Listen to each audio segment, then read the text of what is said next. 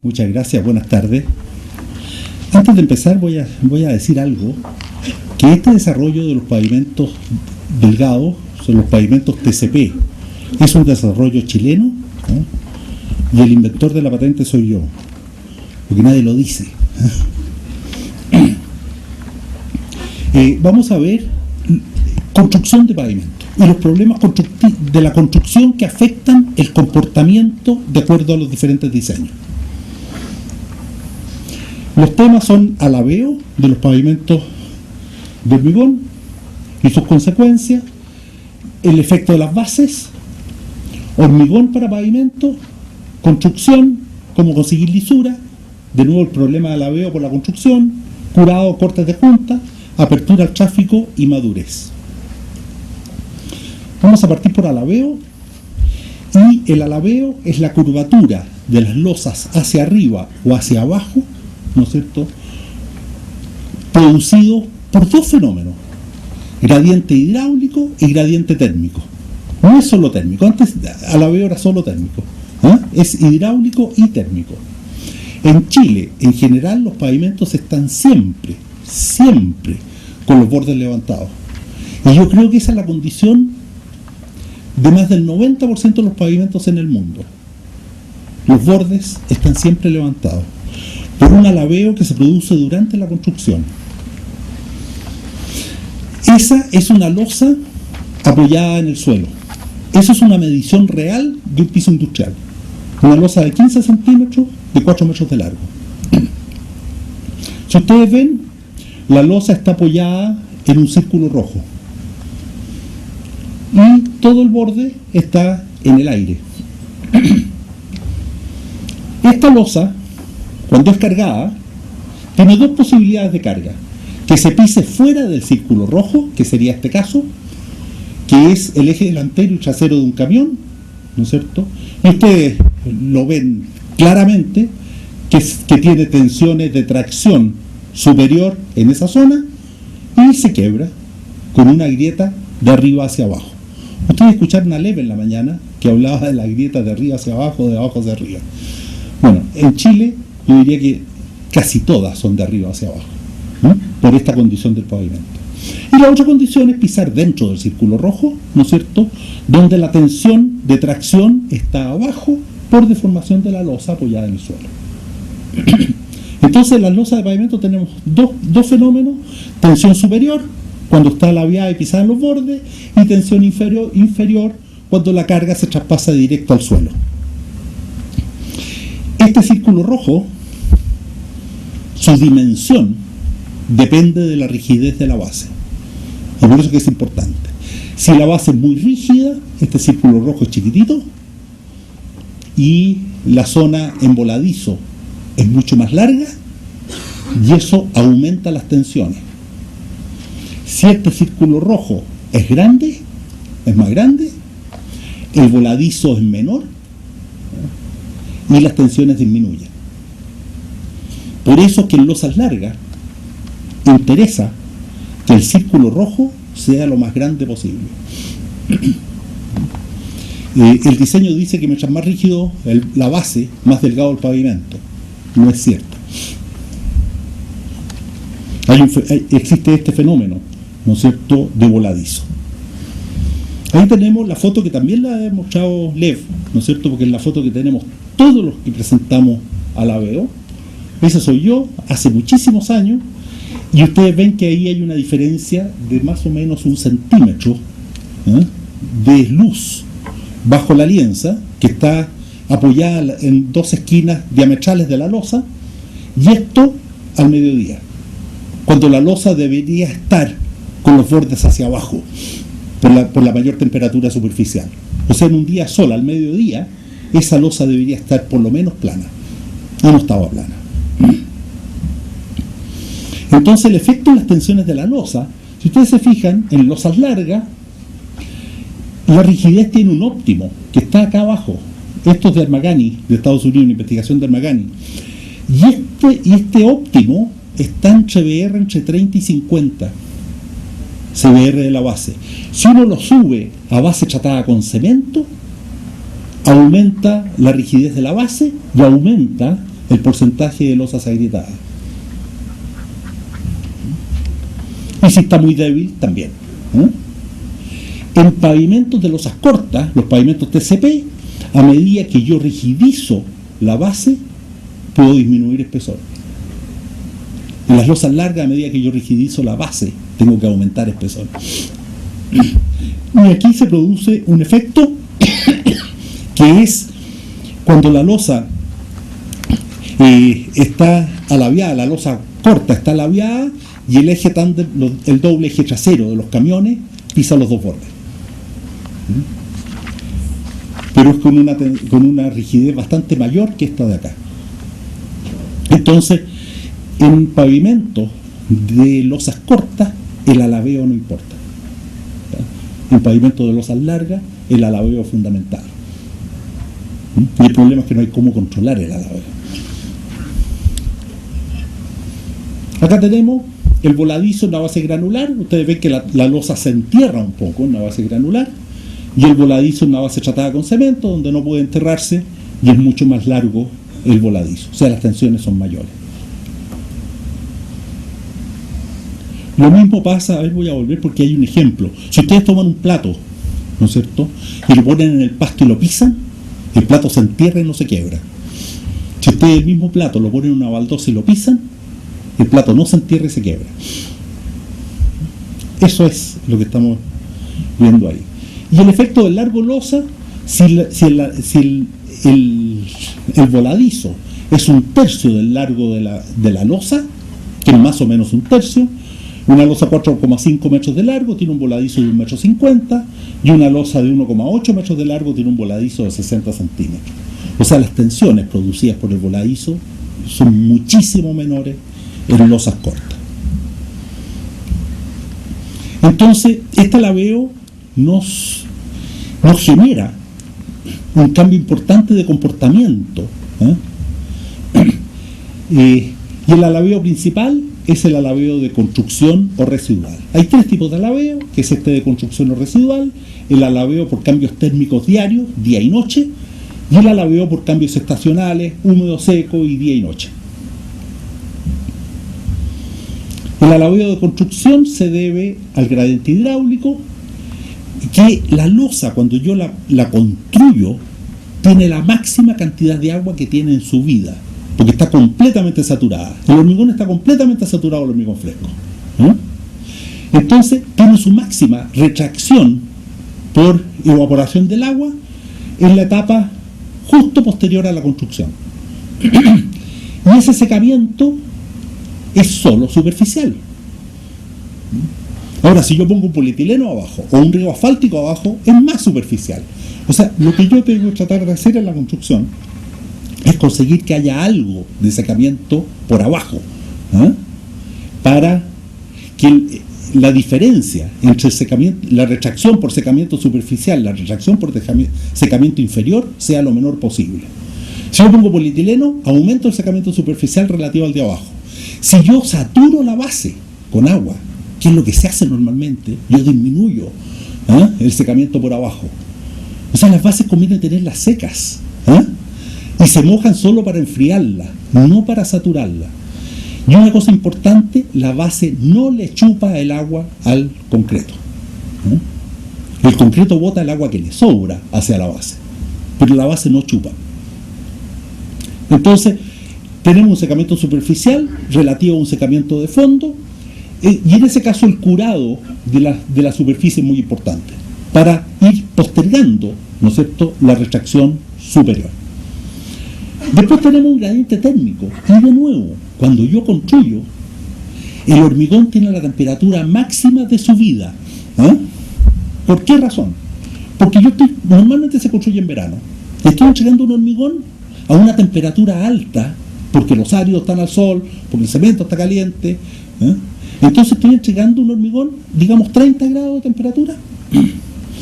A ese hormigón lo calienta el sol, y se calienta más, sobre todo la superficie, y además el cemento genera calor al reaccionar. O sea, la máxima temperatura de un pavimento está a las 20 horas de haberse pavimentado. Y después todo es menor. La temperatura de trabajo va a ser mucho menor que la que tuvo en la construcción. ¿Por dónde se seca? ¿Por dónde se enfría? Por arriba. No tiene cómo enfriarse por abajo. Tiene el suelo que lo aísla térmicamente por abajo. Entonces se enfría por arriba. De nuevo, el curado tiene que cuidar esa temperatura máxima de la superficie. Hay otros dos aspectos que aumentan la retracción superficial o el efecto de alabeo, y uno es la terminación superficial, porque yo tiendo, al terminar los hormigones, a sacar mortero a la superficie, y a veces saco mortero muy fino, y ese mortero superficial, los 2 milímetros superficiales, tienen mayor retracción que el concreto, y me aumenta la retracción superficial respecto al resto de la losa. Entonces, lo que estoy haciendo en la construcción es aumentando la retracción, el cambio de volumen de la cara superior, por humedad, por temperatura, por material, ¿no es cierto? Y esto genera una fuerza, ¿no es cierto?, al retraerse, que es la que levanta los bordes. Mucha mayor retracción superficial yo tenga, más se van a levantar los bordes. Y el tiempo de corte es muy importante en este aspecto. Entonces, gradientes de humedad. Cuando yo pavimento, tengo el gradiente de humedad constante en toda la profundidad de la losa. Tiene la misma agua arriba que abajo. A medida que se seca, nuevamente cambia la humedad, disminuye la humedad de arriba, y tengo un gradiente que de esa forma es muy superficial, ¿no es cierto? Y si yo curo mal, aumento ese gradiente de arriba, ¿no es cierto? Y en el térmico al revés. Yo cuando pavimento con el sol, tengo un gradiente positivo arriba. Se me alarga la losa. Cuando tengo gradiente cero en la losa, es porque ya se me acortó la superficie y ya tengo un alabeo. Si además en la noche no lo protejo y la temperatura baja más, tengo un alabeo mucho mayor. Porque tengo un gradiente negativo en la superficie. Entonces, esto es lo que hay que cuidar, ¿no es cierto?, cuando uno construye. Respecto a esto, aquí tenemos algunos aspectos. Esto es un estudio americano, ¿no es cierto? Si yo pavimento a las 7:30 de la mañana, mi temperatura máxima en la superficie de la losa es esa. Si yo pavimento a las 3 de la tarde, mi temperatura máxima es esa. ¿Por qué? Porque cuando pavimento a las 7 de la mañana, le da todo el sol del mediodía, me calienta la superficie y me aumenta el alabeo. Si yo pavimento a las 3 de la tarde, cuando llega la máxima temperatura del hormigón ya no hay sol, y quito una de los generadores de calor en la losa. Entonces, esta losa tiene mucho más alabeo que esta otra losa. ¿Qué se está haciendo acá en Chile? Pavimentando en la tarde. Iniciando la pavimentación a las 3 de la tarde. El curado también, o sea, el quitarle temperatura a los distintos sistemas de curado, si yo uso frazadas, si no uso frazadas, si uso membranas de curada blanca, o si son oscuras, si uso polietileno negro, o si uso polietileno blanco, todos van cambiando la temperatura máxima de la superficie de la losa. Y todos esos cambios, mientras mayor sea la superficie, la temperatura de la superficie de la losa, mayor va a ser el alabeo final. En el corte, yo tengo entonces una fuerza de alabeo debido a estos cambios de volumen de la superficie, que ese cambio de volumen no debe entrar más de 1 pulgada, 2 centímetros, 3 centímetros de profundidad. Entonces la losa se acorta y genera una fuerza, ¿no es cierto? Y la magnitud de esa fuerza depende del largo de la losa. Mientras mayor esta distancia, más grande es esa fuerza. Entonces, el hecho de cortar el pavimento, yo lo corto. Ustedes se fijan, aquí está cortado.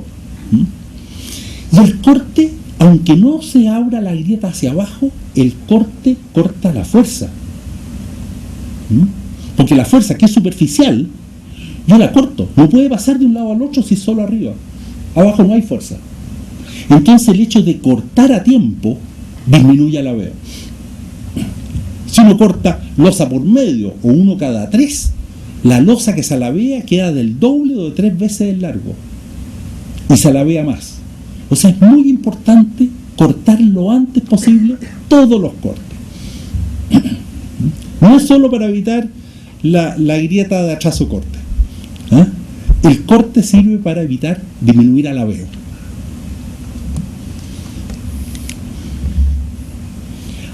Se habla de gradientes térmicos y vieron el MPDG en la mañana, y el MPDG tiene un default, una temperatura de menos 6 grados. Miren las temperaturas de distintos lugares de Estados Unidos y de Chile: menos 24, menos 23, menos 29, menos 27, menos 19, hasta menos 19, menos 22. Entonces está el MPDG con ese valor de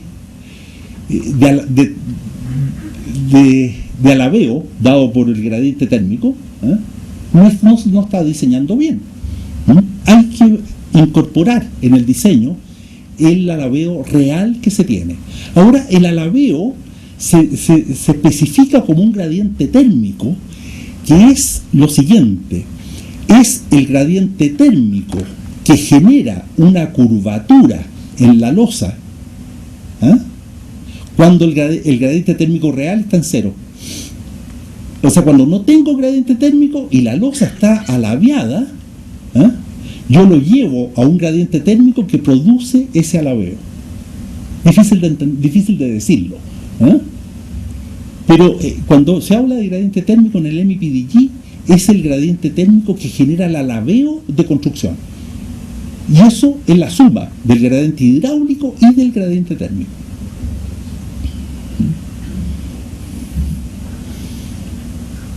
En Chile, la ruta 60, el gradiente térmico menos 25 se diseñó con 22 centímetros. Ruta 78, camino a Melipilla, menos 11 pavimentado de noche, menos 16 pavimentado de día. O sea, esta es la que tiene más alabeo, esta es la que tiene menos alabeo pavimentado de noche, y esta tiene alto alabeo pavimentado de día. Ahí se nota el efecto de día y noche. En la ruta 60, con el alabeo existente, se calculó qué pasaba.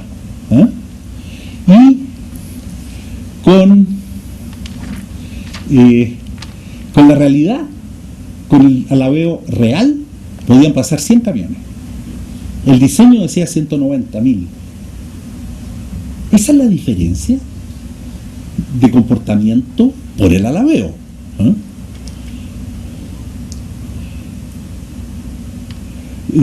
Esto es con eje delantero del camión, y esto es con el eje trasero del camión, y esto es lo considerado por AASHTO 98. Entonces, ¿qué es lo que pasa? Si uno diseña por MPDG con el gradiente de menos 6 grados, que es lo que dice el MPDG, da 22 centímetros para 10% de losa agrietada. Si uno diseña por AASHTO 98, que no tiene el gradiente, da 22 centímetros. Si uno diseña por MPDG y pone el gradiente de menos 25, necesita 37 centímetros de espesor. Y eso es lo que nos está pasando con losas largas. O sea, tenemos que incorporar en el diseño el gradiente de construcción. Y ese gradiente de construcción se puede medir. Hay una memoria de Carlos Binder, ¿no es cierto?, donde estudió cuál era el comportamiento. Ustedes ven aquí iris, ¿no es cierto?, los iris promedio, y esto es lo que predice MPDG, esto es lo que predice AASHTO, y esto fue lo real medido con esos puntos. O sea, MPDG con el gradiente térmico real es la azul, y estos son los puntos medidos. Lo mismo pasa allá. Acá también. Esto es lo que entrega el MPDG con el gradiente de menos 6, y esto es lo real en porcentaje de losa agrietada. Nada que ver una cosa con otra. Y acá tenemos, esto es lo que predice el MPDG con el gradiente de menos 6, esto es el comportamiento con menos 16, pavimentado de noche, y esto es pavimentado de día. Ustedes ven que hay tremenda diferencia en números. el porcentaje de losa se agrietada debido al alabeo. Entonces, mayor tamaño de losa, mayor alabeo. El corte tardío induce alabeo por mayor largo de losa, largo efectivo en el momento que se produce el alabeo. Se puede producir grietas de atraso corte, que nadie las quiere, ¿no es cierto? Y el cambio temprano disminuye el alabeo, y por eso que se usan los sistemas de corte en verde con softcut o el corte con sierra delgada, que es un invento chileno, en cuanto se pueda pisar sin marcar. Softcut y el corte delgado entran bastante juntos. Entra primero softcut, pero el otro no entra mucho más tarde, y son dos alternativas válidas para cortar lo antes posible. Ahí tenemos una grieta producida por alabeo, está en el centro de la losa. Ese no es atraso corte.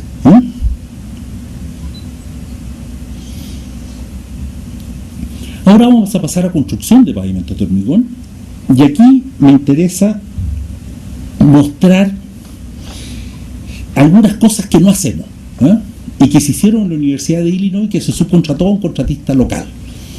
Ustedes ven que están los moldes puestos, nivelados, y se está compactando dentro de los moldes.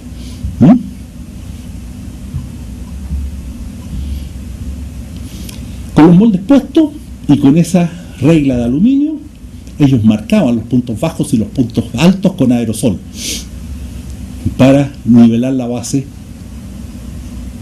y dejarla bien. Entonces, la base necesitamos una compactación apropiada, un soporte uniforme y con las tolerancias especificadas. Ahora, veamos eso respecto a las bases. Requerimientos del hormigón. ¿Qué se necesita en el hormigón? Jeff les pasó el sistema de dosificación, ¿no es cierto?, de Chilson, y necesitamos una granulometría continua hasta malla 100. Y eso es lo que exige el sistema Chilson, que fue lo que vieron antes. La trabajabilidad es lo que genera la superficie del pavimento y genera el iris. Un hormigón poco trabajable, uno no consigue buena lisura. Y estructural, resistencia a la flexotracción, y esto se puede abrir rápido a tránsito usando frazadas o hormigón fast track, ¿no es cierto? Respecto a los áridos, en una obra se nos produjo esto, no sé si se ven bien las fotos, pero este es un árido lajeado, una arena chancada en el chancador de cono. Y esta es una arena chancada en un chancador de impacto. No tiene nada que ver una con otra. Las curvas granulométricas son idénticas, pero yo diría que esta arena debe estar ocupando unos 40 kilos menos de cemento que esta otra.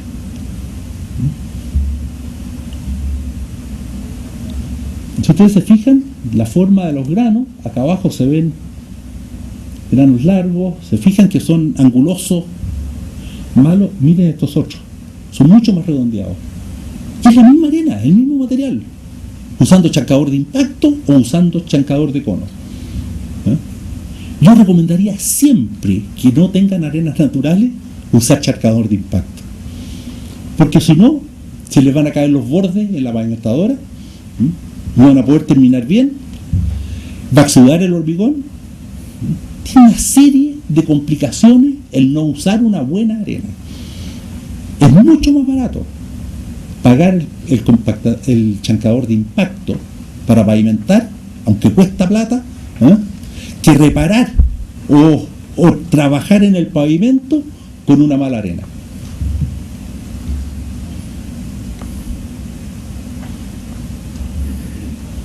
Esto es lo que mostró Jeff, ¿no es cierto?, del sistema Chilson. Y miren la tabla que tiene el Departamento de Transporte de Iowa, del estado de Iowa.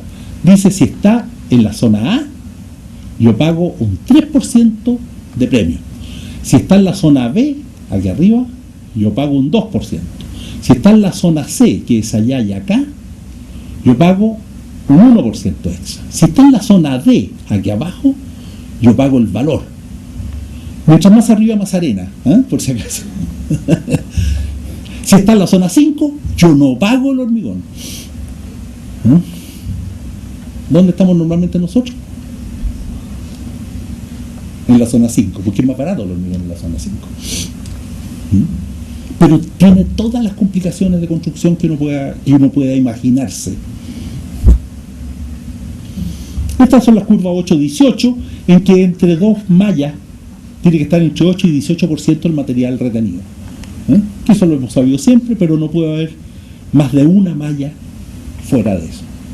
Por lo menos no dos mallas continuas, porque le quita la continuidad a la granulometría. Esa estaba mal y esta estaba bien. Y esto ojalá sea recto, pero no es nunca. Pero hay que cuidar estas cosas. Trabajabilidad.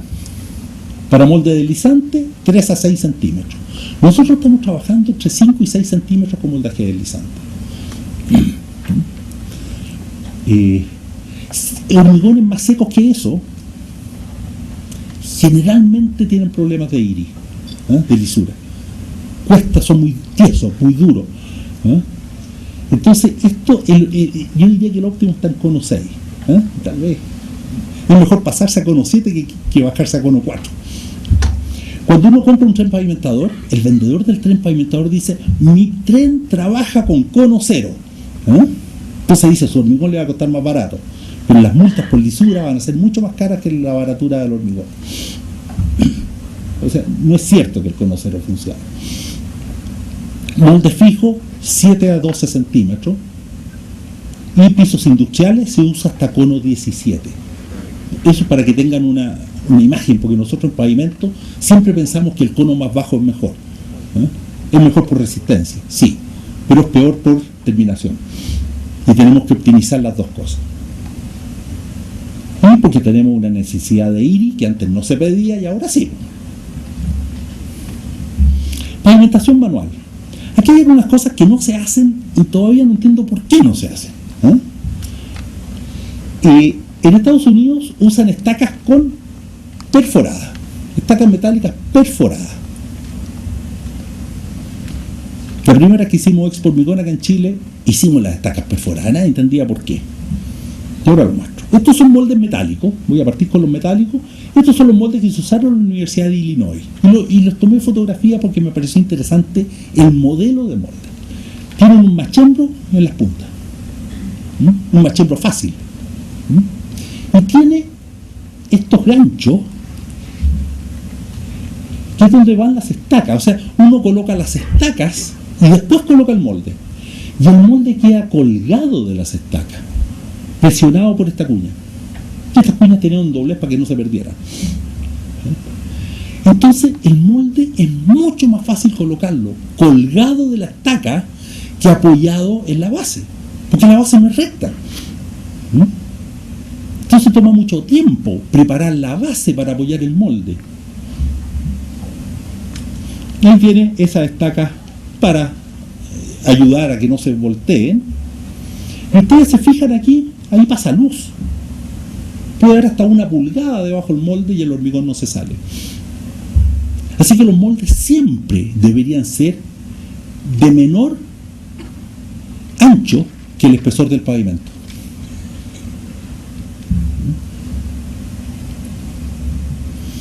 ¿Y para qué los portillos? Estos son moldes de madera. Y se clavan a través del portillo y el molde queda colgado a la estaca. No necesita presión porque el hormigón lo va a presionar de aquí hacia afuera, la estaca lo va a firmar, y el clavo lo único que está haciendo es manteniendo su posición en vertical. Además, al usarlo así, uno saca el clavo y el molde queda nuevo porque ese portillo no lo daña. Y moldes de madera de este tipo han tenido más de 10 usos. Esa es la terminación del encuentro de los moldes. Allá usan clavos de doble cabeza para poder sacarlo sin problema. ¿Y se fijan? El molde colgado.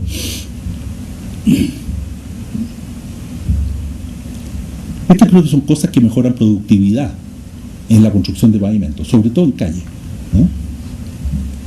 Y ahí está el molde puesto, ¿no es cierto? Y se está colocando la base. No estaba puesta la base. Ahí está hormigonado con cercha, ¿no es cierto?, apoyado en los moldes dan el nivel. Esto es el uso de LaserScript, que es un equipo que la cercha vibratoria va nivelada por rayos láser, entonces no se apoya en el pavimento antiguo. Este es el cambio de una pista en Talca, en la ruta 5. Entonces el IRI se maneja solo con la cercha y no con el borde del pavimento antiguo. Entonces permite generar IRI independiente de cómo esté la pista contigua. Este es un tren pavimentador con todos los equipos, ¿no es cierto? El primero es el desparramador, el que coloca el hormigón sin compactar. El segundo, el tren propiamente tal, que compacta. Y el tercero es el tren terminador, ¿no es cierto?, que lleva el platacho y la membrana de curado. Antes de esto se hizo en la Expo Hormigón acá en Chile, el año 71, me parece. Y con la misma alianza que anda todo este equipo, antes se pasó una fresadora manejada con la alianza para dar el nivel de la base, para no tener sobreespesor del pavimento. Así es como se debería hacer, pero no es como se hace.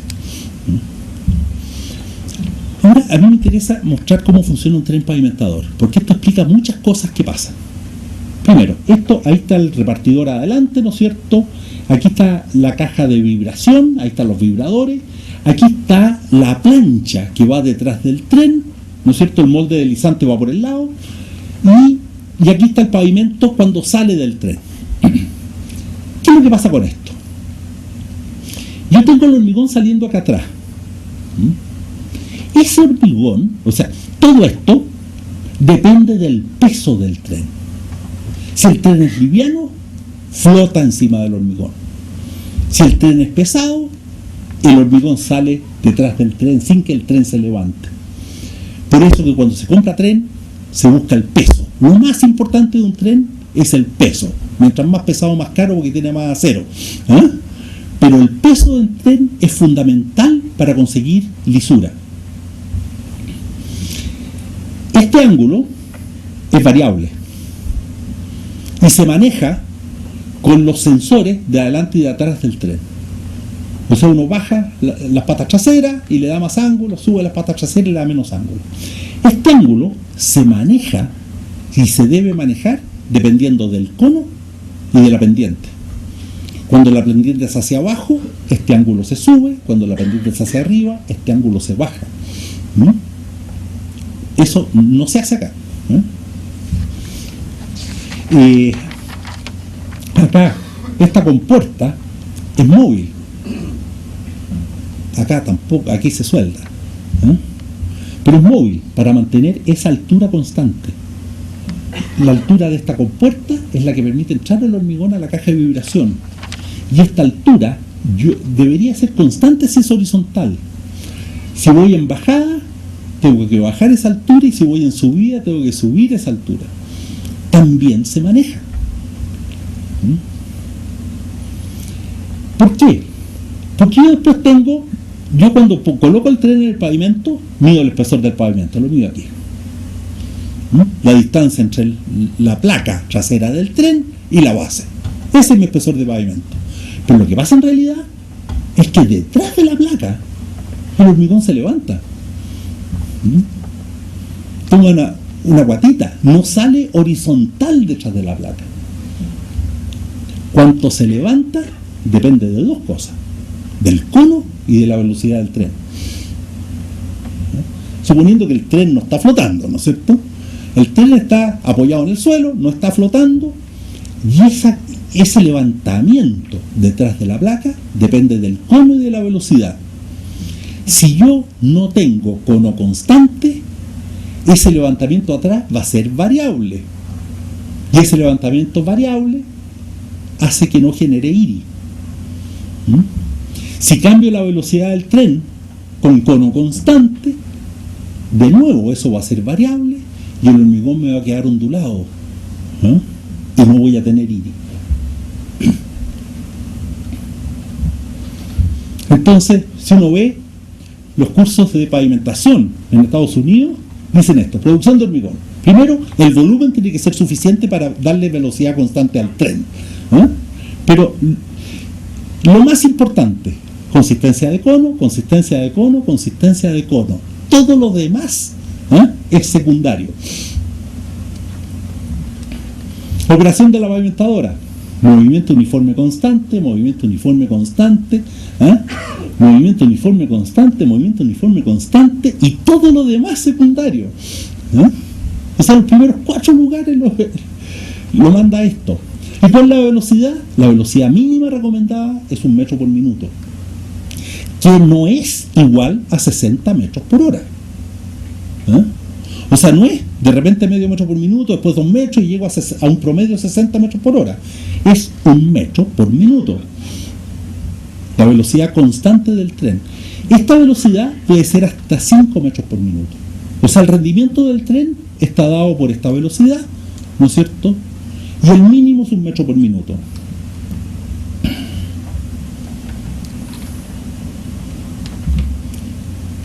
Aquí hay un pequeño cálculo de los volúmenes de hormigón para el tren. Si yo tengo un pavimento de 3,70 metros de ancho por 20 centímetros de espesor, los 60 metros por hora, ¿no es cierto?, yo necesito 44 metros cúbicos hora. O sea, no puedo pavimentar con una planta de menos de 50 metros cúbicos hora. Lo más chico que puedo hacer con tren pavimentador, para hacerlo bien, es una planta de 50 metros cúbicos hora. Si tengo 4 metros, sigue siendo 50, 48, ¿no es cierto? Y después calculé los camiones por minuto, o minuto de cada camión en entregar el hormigón. Y estimé que 5 minutos era lo mínimo, ¿eh?, en el movimiento de los camiones y la entrega. Entonces, si yo tengo 4 metros, 22 centímetros, que sería con el sistema TCP lo más grueso, ¿no es cierto?, y una velocidad de un poco más de 2 metros por minuto por rendimiento de todo el sistema, necesito una planta 120 metros cúbicos hora. Y yo creo que si alguien compra plantas de hormigón para pavimentación, hay que pensar en plantas de 120 metros cúbicos hora. O si no, van a quedar con cuellos de botella, ¿eh?, en las pavimentaciones importantes. Y si uno quiere pavimentar en 7 metros, 7 metros 40, ¿no es cierto?, necesita plantas de 300 metros cúbicos hora. ¿Eh? Y no les llame la atención, se pueden colocar 300 metros cúbicos hora. Y se pueden colocar 3.000 metros cúbicos al día. Y eso creo que es lo que tenemos que pensar. Ahí es donde están las economías, ¿eh?, en la construcción de pavimento. La línea guía. La línea guía, yo ahorro en estaca, ¿no es cierto? Porque cuando tengo que comprar estaca, mientras menos compre, mejor. Entonces las pongo a 10 metros. Pero la línea guía siempre va a estar más baja en el centro. Tengo que tensarla muchísimo para que quede horizontal. Ahora, yo a primera hora de la mañana la tenso muchísimo y la dejo horizontal. Sale el sol, ¿eh?, y se destensa. ¿Eh? Depende de la temperatura que haya, lo que se va a estirar la lienza, ¿eh?, y se va a destensar. Y esto evita tener buen iris. ¿Eh? Entonces, las estacas hay que ponerlas más cerca. Y la línea tiene que ser una buena línea que no se estire con el calor. En Estados Unidos hicimos un viaje y estuve con el pavimentador que ha ganado más premios de lisura en Estados Unidos, el dueño de la empresa. Me dijo: Juan Pablo, yo compro solo lienza de avión, ¿eh?, de acero de avión, porque esas no se estiran con el calor, ¿eh?, y la usan en cada contrato y la botan después. Nosotros guardamos las lienzas, las seguimos usando. Fue a Guatemala, a un pavimento que estaba ondulado. Bueno, esta ondulación uno no la reconoce porque es monotónica. Le dije: es la alianza lo malo. No, Juan Pablo, si la alianza es nueva. Es la alianza, le dije. La alianza es nueva, Juan Pablo, me dijo. A ver, le dije yo: ¿por qué no llaman al hombre que coloca la alianza? Y llegó el maestro que tiraba la alianza. Le dije: usted la tensa bien, ¿no es cierto? Claro, me dijo, la tenso lo más que puedo. Le dije: ¿yo no la puedes tensar un poco más? No, me dijo, porque se me corta. Cambiaron la alianza, encargaron a Estados Unidos la alianza, se acabaron los problemas de lisura.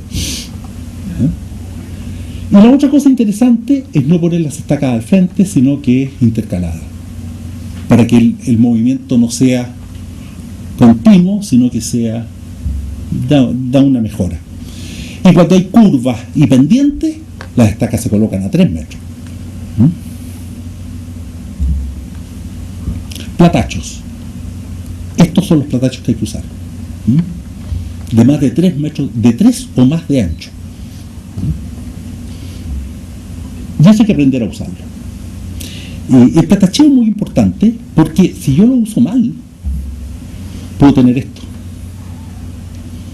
¿Se fijan esas burbujas en la superficie? Esas burbujas son porque al platachar yo cierro la superficie y el agua de exudación no puede pasar y levanta la capa superior de mortero. Un desastre para los pavimentadores. Ahí se está terminando la terminación superficial, que nosotros lo hacemos con escoba y con rayado longitudinal. Aquí me voy a salir y les voy a mostrar un video. Este es un video de la construcción de Cauquenes Chanco, que está en construcción en este momento. Ahí tenemos la colocación del hormigón. Una cosa es que nosotros tenemos que colocar 50 metros cúbicos solo, y con mixer no se puede. Tiene que ser camión de golpe. Y miren cuánto demora el camión en botar el hormigón. 2 minutos, contra 15 minutos que demora un mixer.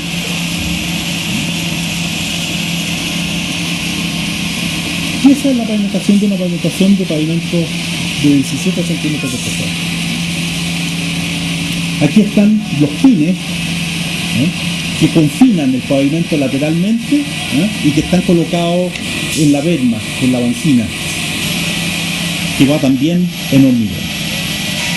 El avance del tren, ahí se está usando el alcohol alifático, que es el retardador de evaporación y que ayuda muchísimo en la terminación. Ahí está el platacheo, que en mi impresión es que están al revés los platachos, y están los dos siendo mal usados. Por cierto, el tren está dejando el IRI. El tren solo está dejando el IRI y este pavimento tiene IRI 1,5. Ahí están terminando el borde, ¿no es cierto?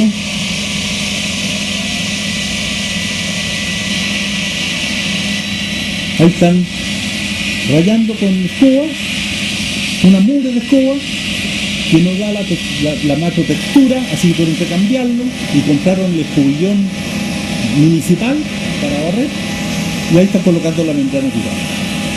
Después colocan un geotextil de aislación térmica y para curado, ¿no es cierto? Y ahí está pavimento terminado y se está midiendo con madurez. Y el tránsito se puede abrir antes de 3 días porque ya tiene la resistencia necesaria de acuerdo a especificaciones. Las llaves de corte no funcionan. No funcionan porque al abrirse la grieta, se abren en vertical lo mismo que la grieta cuando es de 45 grados y quedan sueltas. Así que no funcionan las llaves de corte y al revés producen ese daño en la junta longitudinal y se sale la parte superior de la hembra. Y eso hemos tenido muchísimos problemas. Entonces mejor esto. O rugosidad del mismo hormigón o concreto con un confinamiento lateral para que no se abra. Este confinamiento lateral es lo que usamos en el sistema TCP. Barra de traspaso de carga, yo creo que estas son las que más me gustan a mí, son PNA. Esto es el ensayo que se hizo en Illinois sobre traspaso de carga, y ustedes ven que las 4 juntas que se midieron se igualaron al final del ensayo, ¿no es cierto? Y todos los traspasos de carga que se ensayaron en Illinois con losas cortas son sobre el 50% de traspaso de carga, y se está diseñando con 50%. El curado, ¿por qué se cura? Por resistencia superficial al desgaste y por el alabeo construcción para tratar de eliminar gradiente de humedad y gradiente térmico. ¿Qué se usa? Membranas de curado retardadores de evaporación, que es alcohol alifático, es el único que se permite acá,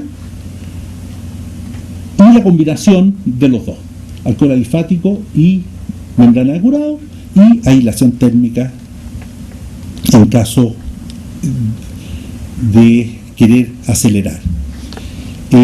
Las membranas de curado, esta es una investigación que hice hace muchos años, todas también de acuerdo a la norma, pero cuando se ensayaron con agua de exudación, que es cuando uno realmente las coloca en el pavimento, está fresco, está exudando, solo 3 funcionaron. O sea, no todas las membranas funcionan bien, y estas son bastante más caras que el resto. Son de resina, con solventes, y solventes caros. Entonces algunas no funcionan sobre agua de exudación. Nosotros acá generamos un ensayo a la media hora, porque si funciona a la media hora va a funcionar en el pavimento, se hace el mismo ensayo, pero en vez de tirar la membrana a las 2 horas, se coloca a la media hora. Y se está proponiendo el doble curado con retardador de evaporación y luego la membrana cuando se haya acabado la exudación. En realidad está exigiendo el retardador de evaporación en este momento. Es alcohol alifático, se coloca el retardador de evaporación, se coloca inmediatamente ejecutada la terminación superficial, mantiene más uniforme la humedad entre la superficie y el fondo de la losa, reduce fisuras plásticas, o sea, realmente reduce fisuras plásticas.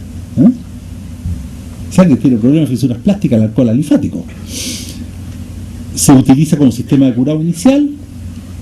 El curado final hay que hacerlo porque el alcohol alifático no dura para siempre. Y la otra cosa es que no impida adherencia si uno quiere adherir algo encima.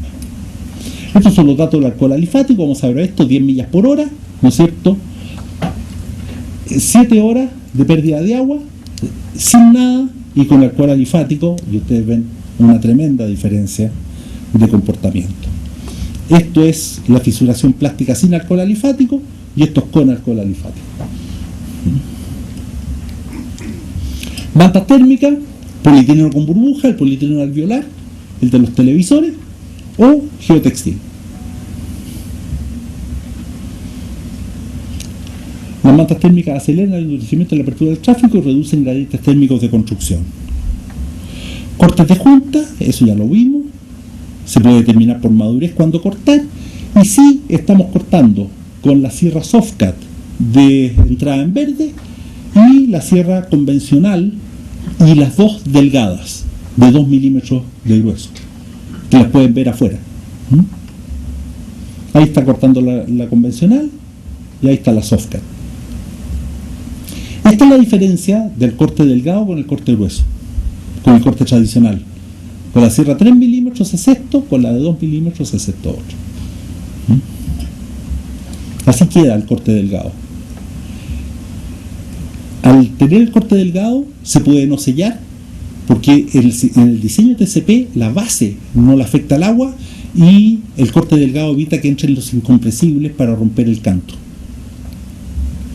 Que acá en Chile ya no estamos sellando en ninguna parte, venimos de Punta Arenas y con ciclos hielo de hielo tampoco se está sellando y no hay ningún problema. Ahí está cuando entró la sierra delgada, no Softcat. Ustedes ven que la máquina marcó las huellas y cortó harto bien. Ahí tenemos la grieta debajo del corte. Estos son cortes en Guatemala. Esto es del 2007, 2 años después de haberse dado tráfico. Y estos son el 2009, 4 años después de haberse dado tráfico. Ustedes ven que los cortes están estupendamente bien. No han tenido ningún problema y no tienen sello. Están sin sello. Al revés, si yo pongo sello, cuando se abre la grieta y el sello está bien adherido allá arriba, tensiona el hormigón y produce ese tipo de grieta. Y ustedes lo han visto en los pavimentos, que el sello rompe el canto. Así que es mejor no poner sello. Apertura a tráfico. Bueno, esto me lo voy a saltar un poco porque estoy atrasado. Les comenté que en Guatemala se estaba, o sea, en Cauquenes Chanco, antes de 3 días se tenía la resistencia. O sea, se está midiendo con madurez, ¿no es cierto?, el tiempo de apertura al tránsito, y Vialidad tiene como exigencia los contratos de pavimentos de hormigón usar el método de madurez para apertura al tránsito. porque esto adelanta como 10 días lo que dice la especificación normal. Madurez del hormigón es la relación entre temperatura y tiempo del hormigón. La correlación de madurez con resistencia es 99,9%, pero para cada hormigón. No me voy a meter mucho a la curva de madurez. Yo no sé si Jeff habló algo de esto. ¿No hablaron de madurez? Es igual que la fruta. Si yo las pongo al calorcito, maduran más rápido que si las pongo en el refrigerador. El hormigón es igual. Entonces, la madurez es el área bajo la curva temperatura-tiempo. Yo puedo tener la misma madurez en un tiempo T1 que en un tiempo T2. Y las resistencias de este hormigón y de este son iguales. Entonces, si yo tengo un pavimento y le pongo una frazada, me paso de aquí a acá y acorto el tiempo de cuando puedo abrir el tránsito. Y la manta aprovecha el calor que genera el cemento. Con esto me lo voy a saltar. Este es el equipo que se está usando de madurez. Este sensor queda incorporado en el hormigón y tiene una batería, un medidor de temperatura, un termistor y un chip, y mide y acumula la información él mismo. Y este aparato es solo para bajar la información de aquí y llevarla al computador. O sea, este es el aparato individual que está siempre midiendo, y uno puede sacar la información hasta un año después, y cada uno de estos tiene un número de serie diferente, así que no hay cómo confundirlo como son. Lo que entrega, ahí está todos los datos de la obra, qué obra es, en qué kilometraje está puesto, a qué hormigón corresponde. Uno puede poner toda la información que quiera, ¿no es cierto? Y entrega hora a hora las temperaturas que tenía el hormigón en ese momento y la sumatoria de madurez. Y esto es temperatura y esto es madurez. Lo único que pasa con la medición de madurez es que cada hormigón tiene una correlación madurez-resistencia diferente. Entonces uno tiene que hacer la curva madurez-resistencia para el concreto de la obra, para el hormigón de la obra. Y con esta curva uno determina si uno necesita para desmoldar 150 kilos, dice cuando tengo una madurez de 1000, yo puedo desmoldar. Y después en la losa ve cuando tiene 1000 de madurez y ya se puede tomar la decisión de desmoldar. ¿Para qué se usa? Momento de corte en juntas de pavimento, apertura al tráfico, eso lo está exigiendo vialidad ahora, tiempo de desmolde, temperaturas en hormigones masivos, hormigonado en tiempo frío, momentos para postensar y calidad del hormigón. Y esto es interesante. ACI dice que este método se puede usar para determinar la calidad del hormigón, pero dice, aquí lo voy a traducir, en conclusión dice, los aspectos legales actuales dicen que la calidad del hormigón se mide por resistencias de laboratorio, de hormigón fresco, muestras de hormigón fresco. Entonces dice, por esa razón, usted tiene que tomar las muestras, ¿no? Pero, si el sensor de madurez dice que el hormigón está bueno y usted no va a tener ningún problema legal con ese hormigón, no ensaye las muestras. O sea, si usted las muestras las necesita solo si hay problemas legales. Si no hay problemas legales, madurez es suficiente para asegurar que la resistencia está buena. Eso es.